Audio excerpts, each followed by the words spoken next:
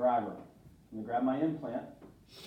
I have these squeeze triggers on either side that make the implant anti-rotational and holds onto it so that it won't fall out of the packaging, right? I have this thing in here, it won't come out.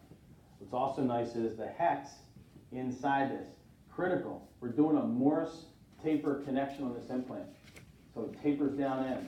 So I need to make sure that I put my driver in and that I get it to, not down yet, seated all the way so that it's flush.